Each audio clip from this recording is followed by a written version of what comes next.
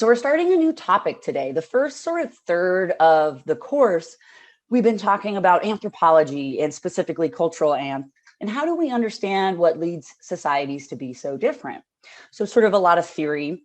Now for this next section of the course, we're going to start looking at actual aspects of culture, starting today with wealth and exchange. How do different societies exchange goods and services? Here in the US, we do it through the market by and large. The picture on the slide, that's downtown Hong Kong. And that ship in the middle is a shopping mall, actually, where people can buy lots of expensive goods. And so this is sort of normal to us. We're used to it. But other types of societies that have existed throughout time and space have very different ways of exchanging goods and services. And also, what is wealth, right? When we look at that cross-culturally. So some argue that humans have a basic propensity to exchange. It's beyond the purview of this class, but something very primal to it, built into us as a species, if you will. And if you think about little babies, right, infants, couple months old, before they can even talk, they start exchanging, right? Sort of handing stuff to other people, also trying to take stuff. So babies, before they can even talk, before they can do anything for themselves, they start doing this. There's an anthropologist, dead now, Marcel Mauss, French anthropologist. He wrote this book called The Gift. And in it, I won't go too much into what it's about, but it's about human exchange. And one of his key points in it is that exchange among human societies, it's about objects, it's about the stuff, but it's about so much more than the stuff, the objects. It's also inextricably tied up with the subjects, the people involved in the exchange. It was sort of so profound what Mauss wrote that this other famous anthropologist, Claude Levi-Strauss, who we've touched on, cried, the story goes, when he read it, because it was so profound, so key, so central at sort of one of the components of what it is to be human, right? Remember, anthropology is all about what is it to be human? So anthropologists have identified cross-culturally 3 main types of exchange. Peoples and Bailey, chapter 8, talk about this if you haven't read it yet. These are reciprocity, redistribution, and also market exchange, one that we're sort of familiar with in the US. And so we think of money and fair price, supply and demand, markets. For the most part, you're not going to sort of give anything away for free. Or get ripped off. There's exceptions, right? Birthday gifts, holiday gifts, sharing. These are examples of reciprocity. But market exchange is actually a really recent type of exchange if you look at the entire existence of humans. It hasn't been around that long. And so in subsistence-based economies, families, kinship groups, they're not producing for the market, for sale on the market. And so rather than exchange being organized around sort of price and supply and demand in these other societies, it's organized around other principles that we'll get into today. So let's talk about reciprocity first. So I'll sort of define each of them for you. And then we'll spend most of today talking about reciprocity, interesting stuff. So reciprocity defined is when individuals or groups of people exchange objects or stuff or non-material help back and forth. And they do this, and it's without money. So we're talking about stuff. They do this for several reasons. Reciprocity is practiced to help someone in need.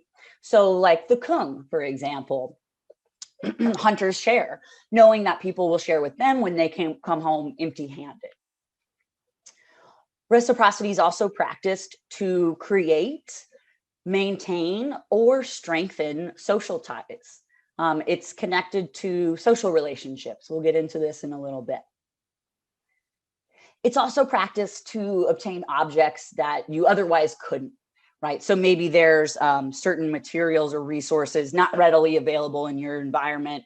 You might practice reciprocity to get those. Reciprocity is a type of exchange that we find in all human societies. We have it, the Kung have it, and everyone in between. The next main type, and these are actually in chronological order, if you will. So reciprocity has been around the longest, redistribution a bit later. It requires a certain social organization be present, and then market exchange, the most recent form of exchange. Redistribution is the collection of goods or money from a group, followed by the reallocation, redistribution of those goods out to the group. The way that the goods are reallocated is based on either normative or legal principles. So for example, legal principle, main example of redistribution in the US is taxes, right? We all pay into taxes, and then that's collected by a centralized authority and then reallocated, supposedly based off sort of our values and our ethics, although that gets a little messy in practice. Normative, meaning it's a cultural norm. So participating is sort of expected. And if you don't, that brings stigmatization. There's consequences to that. So it's not sort of legal like it is in our system, but it's a cultural norm. It's an informal rule, if you will. Redistribution occurs in some human societies. One main difference between reciprocity is that for redistribution to occur, there has to be some sort of centralized authority that has the power to actually collect resources or money on behalf of the group and then redistribute that. Right. So like among the Kung or other horticultural foraging societies, that centralized authority doesn't really exist. And then market exchange. So this is when products are sold for money, which is used to purchase other products. The goal, one of the end goals, is to either acquire more money and or acquire more stuff, more products. So one, acquire more money, sort of the good life, right? The American dream, if you will. We also, at least here in the US, live in something called a culture of consumption. We're going to talk about that next when we get into market exchange. In cultures of consumption, there's pressure, advertising, influences that cause people typically to consume, to buy a lot more stuff than they really need, right? Stuff that goes well beyond sort of human needs. Interesting stuff. We'll get there when we get there. And so all three forms of exchange occur in modern societies like our own. We have all three, but not all societies practice all three. So pre-industrial people don't necessarily have all three forms of exchange. Again, reciprocity has sort of been around the longest, exists in all societies. Redistribution requires some sort of a centralized leader or authority for it to then happen. And market exchange requires a whole suite of other things not present usually in pre-industrial societies. Requires money, ownership of private property, and a bunch of other things for it to take place. Yeah, so all three exchange forms occur in modern society. Not all in pre-industrial people have all three. So what is money anyways? Just sort of the textbook definition of money. Objects that serve as a medium of exchange to either for transactions, whether that's goods or services, or if you're selling your labor. What is money based on, though? Like, for example, why are these pieces of paper actually valuable? One could argue there's nothing sort of inherently valuable about paper, maybe. What is money actually based on? What makes it work? Think about it for a second. And then if you want to take a stab at it, raise your hand. What is it based on? Because money could be, it's taken a lot of different forms, right? It could be paper or coins, it could be shells, it could be gold dust, it could be, the examples sort of are endless, right? Emma, go ahead. I saw a couple of you. I'm not sure. I think part of what money is like the symbolic value that we as a society place on it, because otherwise it's useless. Yeah, textbook. It is symbolic. Good. It is based on belief. It has value because we say it has value, because we all agree that it does. It's symbolic in this way, right? It could be paper. It could be, I don't know, sea slugs, probably not that one. It could be anything. It only matters because we all agree that that's what it stands for. This famous economist, Milton Friedman, said money is really about unquestioned belief, right? Just to read an excerpt from his writing. What both examples and numerous additional ones that could be listed illustrate is how important myth, unquestioned belief is in monetary matters. Our own money, the money we have grown up with, the system under which it is controlled, these appear real and rational to us. Don't even question it. The money of other countries often seems to us like paper or worthless metal, even when the purchasing power of individual units is high. So yeah, it only has value because we say it does. It's symbolic because we agree that it does. So money has taken lots of forms. Again, salt, cowrie shells, livestock, gold dust. The examples are, endless, not quite endless, but there's a lot. The example I want to highlight for you is something called stone money on the island of Yap. It's this tiny island in the Pacific. So we're going to listen to just a quick clip from NPR, National Public Radio, for those of you that aren't familiar with NPR. It's a great news source.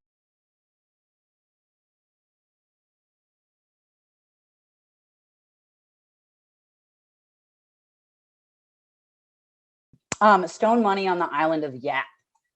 Let's talk about it for a minute. So it's these huge limestone discs that are carved from deposits that are on other islands that are far away. And this is, it's not like they're traveling around in big ships. These are largely dugout canoes being moved by wind sails that they're transporting these huge multi-ton discs on. And they're valuable. So it's not something like you wouldn't go buy a cup of coffee with your stone money. Used for major payments, things like dowries. A dowry, we'll talk about marriage and kinship sort of next week. A dowry is like a bride payment. So in some cultures, when male and female get married, the female's family as well as the female will sort of come join the groom's home, join that union with a dowry, with some wealth, whether that's sort of jewelry or resources or land or whatever it might be. So used only for major payments. It's very, very heavy. It's not easy to move. And so when people would pay each other with it, they would never actually physically exchange it. So for example, like you might make a payment with a stone disc, and that stone disc, it could be in the middle of the village, not even near the owner, and it doesn't move at all, right? Ownership changes hands, but the disc stays in the same place. There was the example in the clip we listened to just now where one of the stones they had got actually, whatever happened, it ended up sinking to the bottom of the sea. They got back, everyone said, that's okay. Hey, we all agree that it's there and you can still use it for payment. And so interestingly, again, like we think of our own money as rational and real and others as sort of odd. Is this stone money on Yap really any different than our digital bank accounts? I mean, I know for me, I was sort of thinking about when's the last time I used cash? Maybe a handful of times since COVID started, but mostly I sort of enter a couple of numbers from my credit card. Or these days you have all your payment information saved, so you just like check a box, right? Is that really that much different from what we do? It has value because we agree it does. It's based in belief. So that's a little bit about money and sort of how that's used in exchange. But what about societies in which no money at all exists? How do horticultural and foraging societies exchange wealth, goods, services without the use of money? And it's what we call in anthropology reciprocity or gift exchange. And so they're dominated by, again, what's called gift exchange or generalized reciprocity. And actually, if you look cross-culturally, 90% of societies that have existed and exist are gift societies, as opposed to sort of commodity or market societies like we're so used to here in the US. Not 90% of people, but 90% of the different societies that have existed. The word gift can be a little bit misleading. So one thing to keep in mind is a gift is never really free. It's never really free. Solomon Islands is a great example of generalized reciprocity. So the pictures on the slide are of Titiana Village in Solomons, where I did a lot of my work. Let's see. So on the top, this is a really prominent fisherman in the village, Tom and Young. I don't know if you can see on sort of the back of his hut. Those, I think, are shark fins on the back. So really, really good fishermen. And then on the right, to the right of that, this is Carita's mom. Carita is my research assistant and good friend. I stayed at their home for a while I was staying in the village. That's a shark that Tom and Young had caught earlier that day. And he came over to, Timorese is her name, came over and gave them the shark. And he didn't say, you know, can I have this many cigarettes or betel nut or rice? Or you just give it, right? You share. But then likewise, they share with him, right? So he doesn't really need to ask for stuff. Hey, take this with you, or come over and eat with us. They share with each other, and it's not just material like food, also help. So that picture on the bottom here, this is near Carita's family's home in the village, sort of back in the bush. Carita's older sister had just had a baby. And so what they're doing here is building a house for Rona, was her name, and her husband, if you will, don't necessarily have a formal marriage system in the same way we do. And these guys would come over every morning and just work on the house building. And also when they would come over, Timorese, she would cook up breakfast and tea and provide betel nut and maybe some cigarettes, also make lunch for them, and then maybe, you know, give them something on their way home. And it's not formal. There's no like agreement ahead of time, like I'll come work for this many hours and then you give me, you know, however many betel nut and rice and whatnot. It's more generalized than that. They sort of share, they help each other, knowing that the same will be done for them, right? So it's adaptive in this way that makes sure that everyone's needs are sort of met, if you will. Now, I've been talking about these societies as if they're not uncomfortably connected to larger, more powerful societies, nation states. And by powerful, I don't mean better. I just mean they have more power. And so these subsistence-based economies, these gift economies, many of them are interacting with the market in at least some limited ways. So for example, the picture here sort of in the middle, this is the town on the island of Gizo, where Titiana and Pailongue villages are. There's a town called Gizo on Gizo Island, and it's the second largest city in Solomon Islands. It's got about 3,000 people in it. It's not really a city, but second largest urban center in the country. And people come these days from different islands. These are all hundreds of different islands. And some things grow better in certain soil, volcanic soil on certain islands rather than others. And so they grow different crops, they catch different marine resources, and they come to the Gizo market to sell that, right? Maybe barter a little bit, but usually sell for a little bit of cash. Then maybe they can buy a little bit of rice, take that back to the village. So at least in a limited way, there is some market interaction these days. This picture on the left, that's Carita. You've seen this before, and Tira, who also lived in Titiana. And so what she's doing is she's selling betel nut in the village. She has a betel nut tree on her property. So it's not expensive, right? It's cheap. She could give away some of it for free. So again, some market interaction, but by and large, still subsistence based. And they're dominated by this, what we call gift economy, this generalized reciprocity. That's how they exchange and get by. And so in small scale societies where reciprocity dominates, there are these really strong sort of built-in social pressures to share. So that sharing, successfully participating in exchange is good. It can even bring some prestige. Failing to do so, being stingy, that's stigmatized, right? That is not valued. In many of these small scale societies, it is not valued when one person's belly is full and other people are going hungry.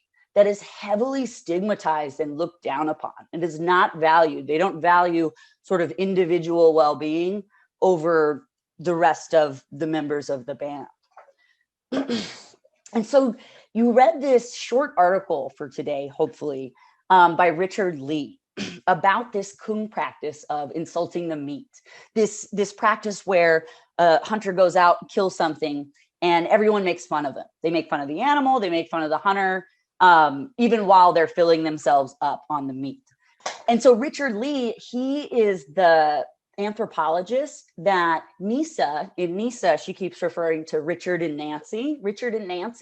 That's who she's talking about, Richard Lee. He was one of the first anthropologists to go out and study the kung. And so he wrote this article, Eating Christmas in the Kalahari. And the whole time, he's out there for years, right? And one of the things about anthropology or science is if you're trying to observe how something's working, what people are doing, then you can't be interfering with that, because then you're changing what you're there to observe. So Richard, one of the things that really bothered him while he was out there is he couldn't share freely with the other Kung members, things like canned food. That was a big one, food. Because if he's giving them his provisions, his food, they're not going to be going out and hunting in the same way that they would. And so he's literally changing what he's there to study. So his chance comes along, finally, Christmas time. Now, the Kung are not traditionally Christian, but they've been, it's been sort of imported to the area. And one of the celebrations that they do like is Christmas time, because there's a feast, right? With dancing, lots of food. It's a celebration. So Richard Lee finally sees his chance to sort of give back to the Kung in this totally generous, unselfish way. So he goes out and he buys the biggest, fattest black ox he can find. And his plan is to sort of slaughter it on Christmas. It was enough meat to feed 150 Kung, like 4 pounds of meat each. So he goes, he's really excited. He buys the ox. He's planning to slaughter it on Christmas, finally give back to the Kung. And what happens, for those of you that read it, and if you haven't got a chance, definitely read it. It's good. What do the villagers do to Richard after he buys the ox and he's really excited? What do the villagers start doing to him? What do they say to him? Philip, yeah. They like start insulting him and basically make him feel like he doesn't like the way he slaughtered the ox. They're like, oh yeah, like that's not a big deal. Like they're trying to humble him. Yes. Yeah. They say, what do you mean? Did you really buy that black? You really bought that one? We thought that was a joke. We thought that was a put on. We didn't think you actually did that. Why would you buy that sick, pathetic sack of bones? Are you trying to make us all starve? I mean, they really start insulting it, right? To the point where poor little Richard Lee is like, his feelings are so hurt. He's about ready to go spend Christmas alone in the bush and just leave. He's feeling so hurt by this like act of generosity that's being received in this way. Finally, he gets a little bit more humble at one point. He's already frustrated. His feelings are hurt. And he says, I'm not quoting here, but basically like, yeah, I'm stupid. And I know that this ox, like we're all going to kind of go hungry. Maybe the bones will make some soup or something like that. And I'm sorry. And again, not quoting directly. And a villager kind of throws him a bone, says, well, we might be able to make some soup out of it. Kind of finally like kind of puts a branch out, saying, well, we might be able to still eat. So Christmas Day comes, and what happens? They cut open the ox. And so a skinny animal, they really like fat. A skinny animal, you cut through the breastplate and you hit the bone pretty quickly. A nice fat animal, you cut through the breast area, that cut, and there's probably about an inch of fat before you hit the bone. They cut the ox open that Lee bought, and there's 2 inches of fat. It is loaded with meat and fat. And even as they're butchering it, and Richard's like, what do you mean? Look at it's, we're all going to eat. And they're keep making fun of him. Nope, you're an idiot. And kind of, fuck you. And again, not quoting exactly, but they just give him a really hard time. So finally, he kind of realizes he's missed something, and they feast and laugh and trance dance and party for 4 days and eat. He figures, I've missed something. Like they did this something has happened and I've missed it. So he goes and he talks to his informants, and the villagers finally kind of explain what has happened. Before they do, Richard's all hurt and he says, why didn't you tell me that? And this is one of my favorite parts. The villager says, because you didn't ask, right? Sort of haunts all ethnographers. If you are not asking the right questions, who cares about the answers, right? You didn't ask. They're kind of getting back at him a little bit. And so basically the villagers go on to explain, this is our way. It's not because you're an outsider. We're not doing it just to you. We do it to everyone, right? We do it to ourselves, so that when a hunter comes out, he comes back and I'll go up and ask him, what'd you get? You've been gone all day. And the hunter say, no, I didn't get anything. Come on. That goes on for a while. Finally, the hunter says, maybe I got something small. And then everyone gets super excited because they know that he has killed something huge and they're all going to be feasting for a few days. Even when they go out and butcher it up, they're still making fun of it.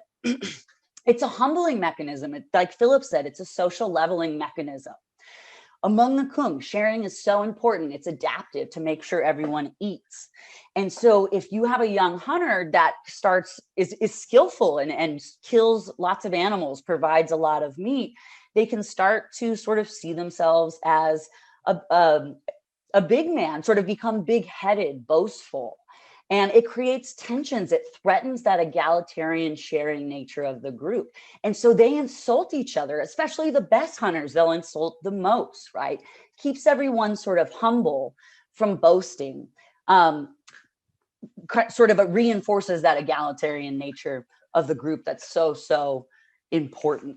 And so it's not that they don't recognize, again, a good hunter from someone that's maybe not very good. They have differences in skill. The trick is not to let those differences in skill translate into differences in status, in access to resources, the resources all humans need to survive.